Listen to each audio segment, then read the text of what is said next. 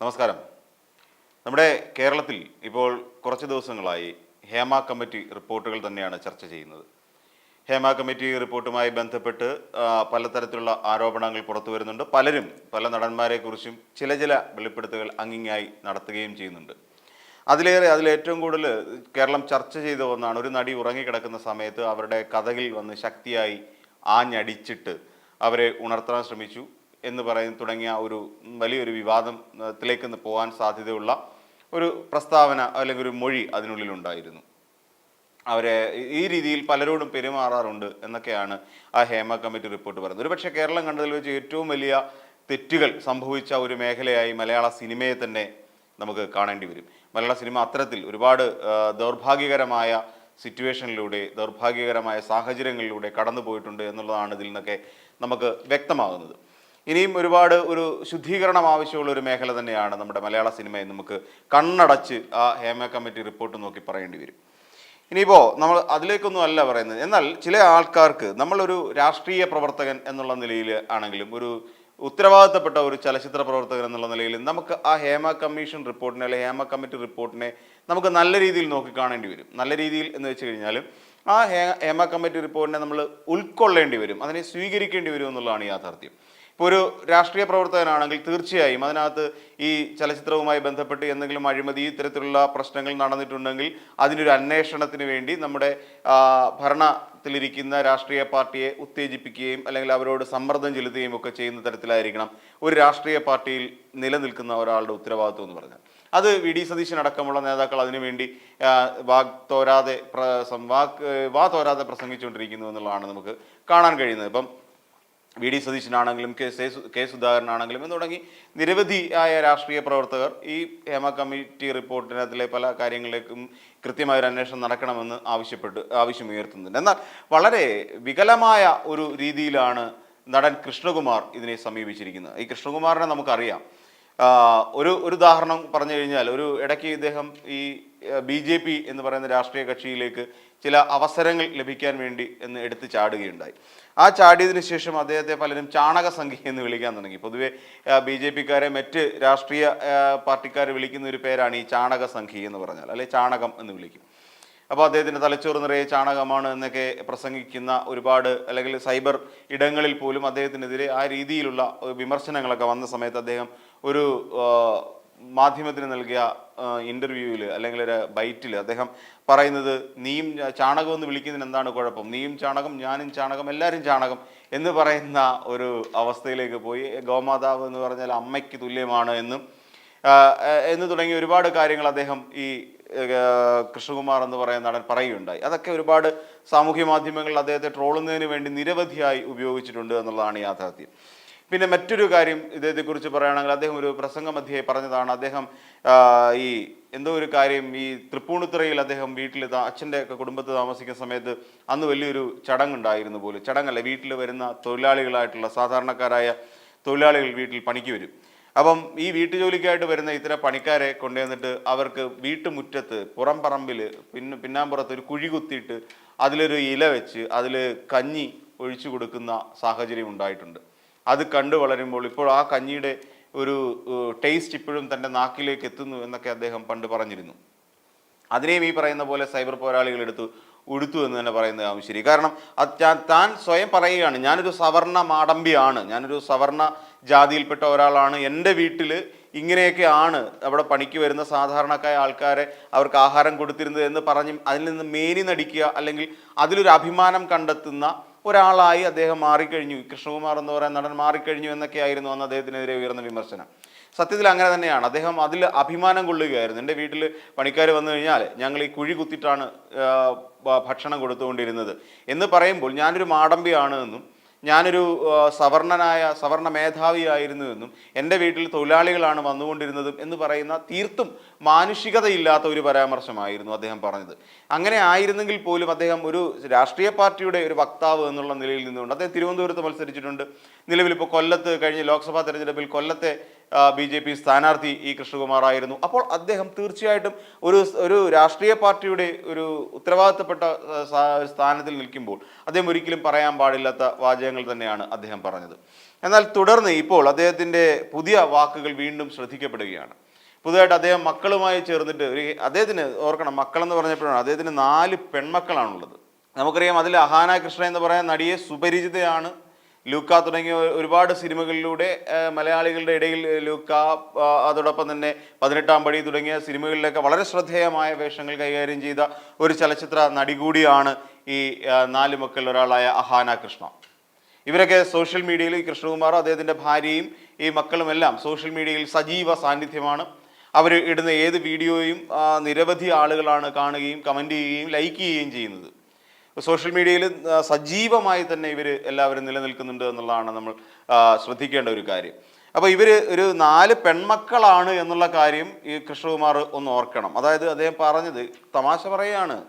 Hema committee പോലെ ഒരു വലിയ റിപ്പോർട്ട്, അല്ലെങ്കിൽ ഏറെക്കാലം കൊണ്ട് ഇവിടെ 4 വർഷത്തോളം അകത്തിരുന്ന ഒരു റിപ്പോർട്ട് പരസ്യമായി പുറത്തു വന്നതിന് ശേഷം കേരളത്തിൽ വിവിധ ഭാഗങ്ങളിൽ ഇതുമായി ബന്ധപ്പെട്ട് ശക്തമായ ചർച്ചകൾ നടക്കുകയാണ്.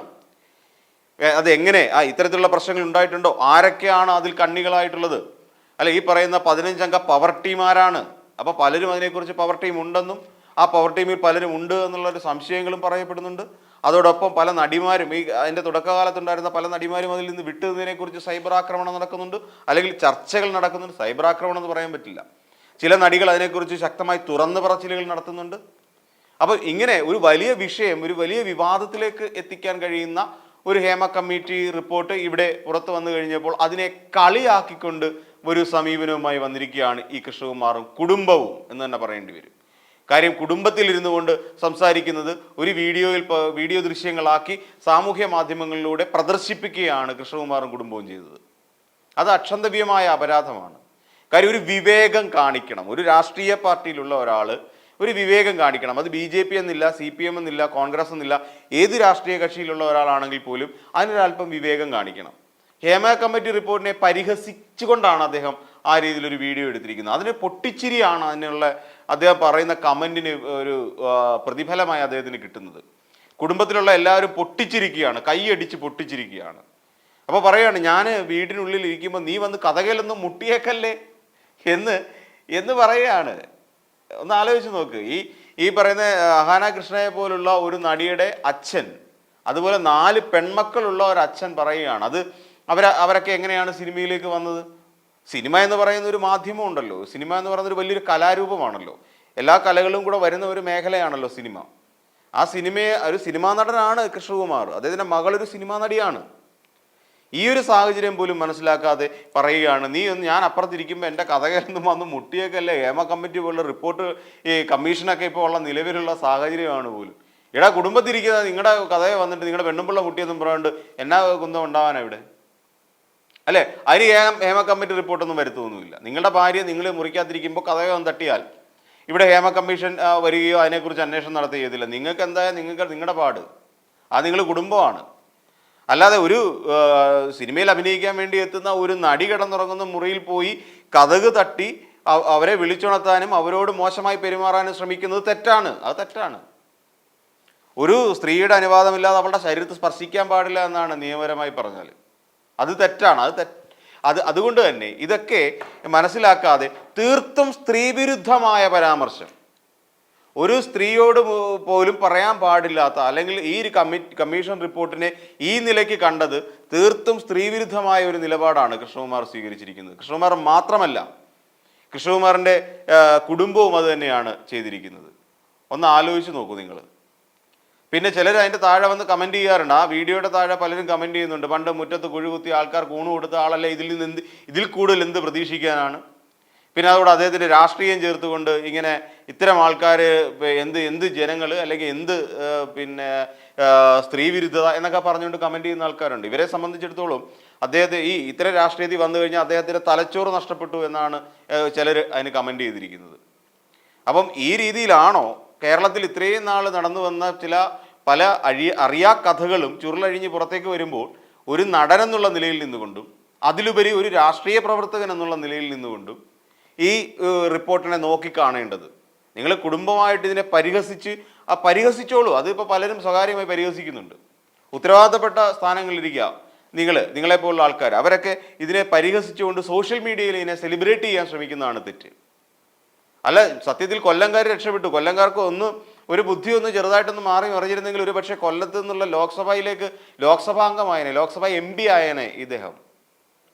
അപ്പോൾ അതുകൊണ്ട് കൊല്ലംകാർക്ക് എന്തായാലും ഒരു ഭാഗ്യമുണ്ടായി. ഇങ്ങനെയുള്ള ഒരാളെ ജയിപ്പിക്കേണ്ടി വന്നില്ലല്ലോ എന്നോർത്ത് കൊല്ലംകാർക്ക് ചാരിതാർത്ഥ്യത്തോടു കൂടി ഇനി മുന്നോട്ട് പോവാം. ഇനി ഒരിക്കലും ഇദ്ദേഹത്തെ ജയിപ്പിക്കില്ല എന്ന് തീരുമാനിച്ചു കഴിഞ്ഞാൽ കാര്യം തീരും. അപ്പോൾ വെറുതെ ഇത്തരത്തിലുള്ള ആരോപണങ്ങളൊക്കെ നടത്തിക്കൊണ്ട്, അല്ലെ ഇത്തരത്തിലുള്ള പരാമർശങ്ങൾ നടത്തിക്കൊണ്ട് ഒരു സ്വന്തം മക്കളെ പോലും ഓർക്കാതെ, നിങ്ങളെല്ലാവരും ഈ ചുവന്ന പരവതാനിയിലൂടെ നടന്ന സിനിമയിൽ കയറിയൊന്നും ആയിരിക്കില്ലല്ലോ. സിനിമയിൽ എത്തണമെങ്കിൽ കുറേയധികം കഷ്ടപ്പാടുകൾ സഹിക്കണം, അതിൽ നിലനിൽക്കണമെങ്കിലും കുറേയധികം കഷ്ടപ്പാട് സഹിക്കണം. അങ്ങനെയെങ്കിൽ എല്ലാവർക്കും അറിയപ്പെടുന്ന ചലച്ചിത്ര താരങ്ങളായിക്കൂടെ? എത്രയോ പേര് ഇവിടെ നിന്ന് സലാം പറഞ്ഞു പോയി, മൺമറഞ്ഞു പോയവരുണ്ട്, ഒന്നും ആകാതെ മൺമറഞ്ഞു പോയവരുണ്ട്. നിങ്ങളൊന്ന് ഓർക്കുക, പണ്ട് സേതുമാധവൻ എന്ന് പറയുന്ന ഒരു സംവിധായകനുണ്ടായിരുന്നു. അദ്ദേഹത്തിൻ്റെ മദ്രാസിൽ വെച്ച് അദ്ദേഹത്തിൻ്റെ ഒരു സിനിമ ഷൂട്ടിംഗ് നടക്കുന്നു. വർഷങ്ങൾക്ക് മുമ്പുള്ള കഥയാണ്. അന്ന് പ്രേം നസീറാണ് സിനിമയിലെ ഹീറോ. അദ്ദേഹം അങ്ങനെ സേതുമാധവൻ്റെ സിനിമയാണ്. അദ്ദേഹം വളരെ കർക്കശക്കാരനായ ഒരു ചലച്ചിത്രകാരനാണ്. അപ്പോൾ ആ സമയത്ത് പ്രേം നസീറിന് എല്ലാം റെഡി ആയിരിക്കുകയാണ് ഷോട്ടിന് വേണ്ടി, ഇല്ല ഷൂട്ടിംഗ് സെറ്റിലേക്ക് വരാൻ വേണ്ടിയിട്ട് പ്രേം നസീർ റെഡിയായി മണിക്കൂറുകളായി വെയിറ്റ് ചെയ്യുകയാണ്. അപ്പോൾ അന്ന് ഈ പറയുന്ന പോലെ ഇന്നത്തെ പോലെ കാരവാൻ സൗകര്യങ്ങളോ അല്ലെ നിരവധി വാഹനങ്ങൾ ഓടാനോ ഒന്നുമില്ല. അപ്പോൾ ആ സമയത്ത് സേതുമാധവൻ അദ്ദേഹത്തെ വിളിച്ചിട്ട് പറഞ്ഞു, അതെ സാറേ, ഇച്ചിരി വൈകാൻ സാധ്യതയുണ്ട്, കാര്യം വാഹനമൊന്നും ഇവിടുന്ന് അങ്ങേക്ക് തന്നുവിടാനില്ല എന്ന് പ്രേം നസീറിനോട് പറഞ്ഞു. അപ്പോൾ പ്രേം നസീർ അതിന് പറഞ്ഞ മറുപടി ഉണ്ടായിരുന്നു, ഇവിടുന്ന് കുറേ സാധനങ്ങളുമായി ഒരു ലോറി വരുന്നുണ്ടല്ലോ, ഞാൻ ആ ലോറിയിൽ കയറി അങ്ങ് എത്തിയേക്കാം എന്ന് പറഞ്ഞു. നമ്മൾ ആലോചിക്കുക, ആ കാലഘട്ടത്തിൽ നമുക്കറിയാം, ഇന്നും പ്രേം നസീർ എന്ന് പറയുന്ന നിത്യഹരിത നായകൻ, ആ ഒരു റെക്കോർഡിനെ അല്ലെങ്കിൽ ആ ഒരു സവിശേഷതയെ ബ്രേക്ക് ചെയ്യാൻ ഇന്ന് നമ്മുടെ മലയാള സിനിമയിൽ ആരും തന്നെ ഇല്ല, നിത്യഹരിത നായകൻ. അപ്പോൾ അദ്ദേഹത്തിനോട് പറയുകയാണ്, അദ്ദേഹം പറഞ്ഞു, ഞാനിങ്ങനെ ലോറി ഇവിടുന്ന് വരുന്നുണ്ട്, ഞാൻ അതിൽ കയറി വന്നേക്കാമെന്ന് പറഞ്ഞു. ഇത് പെട്ടെന്ന് ഈ സേതുമാധവൻ അങ്ങ് സ്തബ്ധനായിപ്പോയി. അദ്ദേഹം പെട്ടെന്ന് ഒന്നും മറുപടി പറയാൻ പോലും അദ്ദേഹത്തിന് വാക്കുകൾ വരുന്നില്ല. കാര്യം മലയാളത്തിലെ ഏറ്റവും വലിയ എക്കാലത്തെയും സൂപ്പർ താരങ്ങളിൽ ഒരാളാണ് ഈ വാക്ക് പറഞ്ഞിരിക്കുന്നത്. കുറച്ച് കഴിഞ്ഞ് അദ്ദേഹം നോക്കിയപ്പോൾ ഒരു ലോറിയിൽ ആ ലോറി ഡ്രൈവറോട് കാര്യമൊക്കെ പറഞ്ഞ് കുശലം ചോദിച്ചുകൊണ്ട് ഒരാൾ വന്നിറങ്ങുന്നു. അതാണ് സാക്ഷാൽ പ്രേം നസീർ എന്ന് പറയുന്ന നടൻ. അപ്പോൾ ഇങ്ങനെയുള്ള നടന്മാർ ഉണ്ടായിരുന്ന ഒരു വലിയ ഇൻഡസ്ട്രിയാണ് നമ്മുടെ മലയാളം. അപ്പം മലയാള ഫിലിം ഇൻഡസ്ട്രിയിൽ ഉണ്ടായ ഇത്തരത്തിലുള്ള പുഴിക്കുത്തുകളെ കുറിച്ച് സംസാരിക്കുമ്പോൾ അതിനെ ഉത്തരവാദിത്തപ്പെട്ട ഒരു രാഷ്ട്രീയത്തിൻ്റെ മേമ്പൊടിയോടുകൂടി നിൽക്കുന്ന ഒരു നടൻ അല്ലെങ്കിൽ ഒരു നടി അല്ലെങ്കിൽ ഒരു ചലച്ചിത്ര കുടുംബം ഒരിക്കലും അതിനെ ഈ രീതിയിൽ സ്ത്രീവിരുദ്ധതയ്ക്ക് വേണ്ടി ആഘോഷിക്കാൻ പാടില്ല തന്നെ.